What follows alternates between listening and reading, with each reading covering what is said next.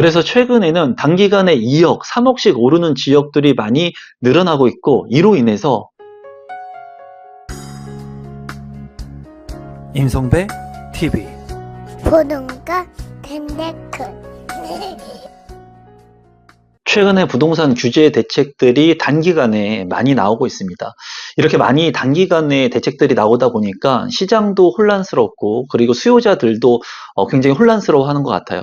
그러면서 입지가 좋은 곳의 아파트 가격들 굉장히 큰 폭으로 계속 오르고 있고, 이 규제를 피해서 풍선 효과의 지역들도 아파트의 가격이 오르는 현상을 보여주고 있습니다. 이제 2025년이 거의 끝나가는 무렵이기 때문에 이러한 부동산 시장을 오늘은 좀 돌아보고 제가 가지고 있는 생각도 좀 공유해 보려고 하는데요. 우선 최근에 부동산 규제 대책들, 이제 핵심적인 부분은 세 가지의 대책들이 있었습니다. 서울 토지거래 허가 구역을 재지정하는 그런 대책이 있었고요. 그리고 6월 27일 가계부채 관리 강화 방안을 또 내면서 대출의 규제를 축소하는 그런 대책이 있었습니다. 마지막으로 10월 15일에 주택시장 안정화 대책, 이 대책을 통해 가지고 규제 지역으로 대부분의 지역이 묶이면서 이제 실거주 요건을 강화하는 대책도 발표를 했어요. 이렇게 단기간에 발표한 대책들로 인해서 지금 현재 부동산 시장은 혼란스럽고 가격이 많이 오르고 있는 현상이 나타나고 있어요. 의외로 수요책을 억제하면서 부동산의 가격을 안정화시키려고 했는데 오히려 역효과가 나는 지역들이 나타나고 있습니다. 첫 번째로 이제 토지 거래 허가 구역을 재지정하면서 이 핵심적인 한강벨트 라인의 아파트 가격이 굉장히 큰 폭으로 오르는 현상이 보여졌습니다. 이로 인해서 단기간에 이제 눌렸던 수요자들이 유입이 되고 가격이 급등되는 현상이 이루어졌어요. 실제로 한국부동산원에 따르면은 강남 3구의 지난 2018년 2월 첫째 주 이후에 7년 만에 최대 상승폭을 이번에 기록을 했다고 합니다. 그러면서 핵심적인 지역이었던 잠실, 삼성, 대치, 청담 등의 그 수요들이 몰리면서 핵심적인 입지의 아파트의 가격이 큰 폭으로 올랐다고 해요.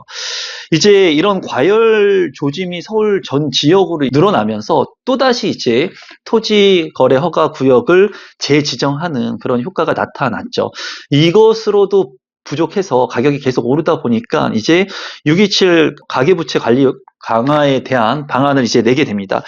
이 여기 같은 경우에는 이제 단기간에 이렇게 급등하는 수요를 좀 조정할 필요성이 있겠다고 느꼈기 때문에 핵심적인 부분은 주택담보대출의 규제를 하겠다라는 대책이었어요. 그래서 무주택자와 처분조건부 1주택자 같은 경우에는 대출 기간을 단축하고 전입을 의무화하는 그런 강력한 대책을 시행을 합니다. 또한 수도권 내 대출 한도를 최대 6억 원으로 줄게끔 하기 때문에 많은 사람들이 이때 당시에 627 대책이 나오면서 6억 원 한도 내에서라도 내가 살 수 있는 주택을 또 사야 되는 건 아닌가 하는 그런 불안 심리가 작용되기도 했어요. 그래서 좀 핵심적인 입지가 아닌 경기도권의 외곽이 아닌 주요 입지들 같은 경우에 6억 원까지의 대출을 활용하면서 내 집 마련을 하려고 했던 수요도 늘어났었고 거래량도 일부 증가했던 시기이기도 합니다. 이제 수도권과 비수도권의 가격 격차가 너무나 많이 지금 현재 벌어지고 있고 이런 대출 규제들로 인해서 양극화 현상이 굉장히 크게 이루어지고 있습니다. 그러다 보니까 많은 사람들이 이 서울권 핵심 권역 또는 수도권의 쏠림 현상이 많이 나타나고 있어요. 그리고 지금 현 정부에서는 다주택자에 대한 취득세 중과라든가 양도세라든가 보유세라든가 이런 세금에 대한 강화 정책들을 펼치고 있고 추후에도 이런 정책들을 펼치려고 하고 있기 때문에 아무래도 다주택자의 포지션보다는 이제 똘똘한 한 채로 쏠림 현상이 많이 나타나고 있는 것 같아요. 그래서 어쩌면 서울의 핵심적인 아파트에 더 몰리는지도 모르겠습니다. 그리고 실거주 여건이 강화된 이제 10월 15일에 안정화 대책이 나왔는데 이런 대책을 통해 가지고 실거주까지 여건이 붙다 보니까 핵심적인 입지에 1주택자를 선호하는 경향이 많이 나타나고 있어요. 그래서 지금 현재 많은 사람들이 얘기하는 거는 다주택자의 포지션은 별로 좋지가 않다. 1주택자의 포지션, 똘똘한 한 채의 포지션으로 이제 가는 것이 맞다고 얘기하시는 분들이 많이 있는 겁니다. 그리고 앞으로의 정부의 정책 방향도 다주택자들한테는 많은 그런 규제 대책들을 통해서 좀 장점적인 부분보다는 단점적인 부분이 더 늘어날 것으로 예상이 들어요.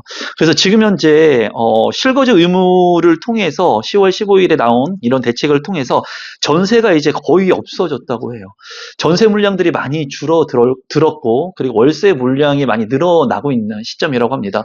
최근에 저도 이제 주변에 있는 부동산들 그리고 관심을 갖고 있는 전세 물량들의 부동산들을 한번 봤더니 전세 물량들이 굉장히 줄어들었고 이제 재계약을 하면서 전세 물량이 더 줄어드는 현상을 느낄 수 있었습니다.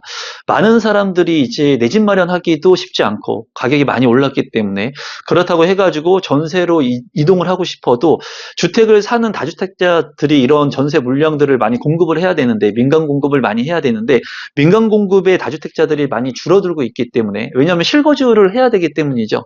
실거주를 해야 되기 때문에 이런 전세 물량들도 씨가 마르는 그런 상황이라고 볼 수가 있습니다. 그래서 전세의 월세화 가속화가 굉장히 늘어난 그런 시점이라고 보여져요. 그래서 중산층 같은 경우에 이제 내 집 마련을 해가지고 중상위층으로 올라가기가 너무나 어려운 시장이 된 것 같아요. 제가 유튜브를 시작하고 아파트 청약의 콘텐츠를 달았던 시점이 2019년도였습니다. 2019년도 같은 경우에는 그래도 아파트의 가격이 그렇게 큰 폭으로 오르지 않았고요. 그리고 그때 당시에는 수도권에 있는 24평의 아파트, 34평의 국평의 아파트들 같은 경우에 이제 3억 원이나 4억 원대에 충분히 내 집 마련을 할 수 있는 시기였습니다. 그리고 3억 원이나 4억 원의 청약을 통해서 내 집 마련을 했을 때는 계약금 10%만 있으면 됐기 때문에 3천만 원에서 4천만 원 정도 되는 금액으로 내 집 마련이 가능했어요. 또 이러한 물량들이 핵심적인 신도시에 여기 생기는 그런 아파트들 같은 경우에도 미분양 물량들이 나오는 그런 시점이었거든요. 그래서 누구나 내가 관심을 갖고 마음을 먹으면 소액으로 내 집 마련을 할 수가 있었습니다. 하지만은 그때에 비해서 지금의 수도권의 아파트들 같은 경우에는 10억 원이 넘어가는 그런 지역들이 상당히 많이 늘어났습니다. 2019년도와 비교를 한다면 3배 넘게 가격이 상승했다고 볼 수가 있어요. 그렇다고 해가지고 월급의 그 돈이, 월급을 받는 그 돈이 많이 들었느냐? 그건 또 아니라는 거예요. 월급 같은 경우에는 어떻게 보면은 월급이 늘지 않고 어떻게 그 자영업자 같은 경우에는 경기가 더 안 좋아졌습니다. 지금 현재. 그리고 그렇게 2019년도에 저평가됐던 부동산의 가격들이 2021년도를 지나가면서 고평가를 받으면서 부동산 시장이 너무나 집중화되고 그리고 이런 집중화 속에서 아파트가 아닌 다른 지식산업센터라든가 상가라든가 오피스텔 같은 것들을 무분별하게 투자를 했던 분들이 지금 현재 많은 손실들을 또 보고 있어요. 그러다 보니까 더욱더 부동산 투자에 있어서 어려움을 느끼는 시기가 지나가는 것 같습니다. 이런 시기 속에서 부동산의 공급이 있어서 부동산의 가격이 조정되거나 안정화될 수 있으면 좋은데 이제 추가 공급 대책이 이번 달에 나온다고 했는데 아무래도 내년에 나올 가능성이 클 것으로 보여져요. 내년 초에 나올 가능성이 클 것으로 보여지고 내년 초에 이런 부동산의 공급 대책이 나온다고 하더라도 특별하게 바로 즉시 공급이 될 수 있는 물량들은 한정적일 것 같습니다. 그로 인해서 지금 현재 더욱더 불안한 시기이기 때문에 많은 사람들이 내 집 마련을 하기에 너무 무분별하게 자기가 감내할 수 있는 대출을 활용해서 연끌을 해가지고 또 내 집 마련을 하려고 하는 수요들이 일부 있는 것 같아요. 2021년에도 이렇게 고평가를 받으면서 오버슈팅 됐던 부동산을 보면서 불안해했던 많은 사람들이 연끌을 하면서 많은 손실을 봤습니다. 손해를 보고 가정이 파탄되기도 하고 그렇기 때문에 부동산을 접근할 때 내가 안정적으로 접근하는 게 굉장히 중요하다고 개인적으로 생각을 하거든요. 그래서 여러분들께서 지금 이렇게 부동산이 양극화가 되고 그리고 고가의 아파트 시장 같은 경우에는 너무나 많이 오르는 아파트들이 많이 있거든요. 근데 그런 것들을 너무 보고 불안해하거나 심리적으로 압박을 받기보다는 본인들이 하고 있는 일에 최선을 다하면서 내가 감내할 수 있는 금액이 얼마인지 그리고 대출의 규모가 얼마인지 잘 책정을 하셔가지고 2026년도에 현명한 선택을 하실 필요가 있다고 생각이 듭니다. 2027년 이후에 이제 공급 부족이 또 많이 일어날 것으로 보이기 때문에 지금 현재 많은 가수요 고객들이 핵심적인 지역 외에도 많이 매수를 하고 있는 것 같아요. 제가 보고 있는 지역들을 봤을 때도 비규제 지역들 같은 경우에 구리라든가 남양주의 신도시 물량들 그리고 안양시 만안구라든가 동탄 같은 경우 경우에도 지금 거래량이 늘어나면서 가격이 많이 오르고 있거든요. 이런 부분들이 불안 심리를 가지고 있는 사람들이 그래도 서울이 아닌 비규제 지역이라도 내 집 마련을 해야 되는 건 아닌가라는 불안 심리에서 지금 높은 가격들이 형성이 되고 있는 것 같아요. 이렇게 높은 가격이 형성이 되다가 또 숨고르기를 하는 타이밍이 올 겁니다. 그렇기 때문에 여러분들께서 그런 부분들을 좀 한번 깊이 있게 생각해 보시면 좋을 것 같아요.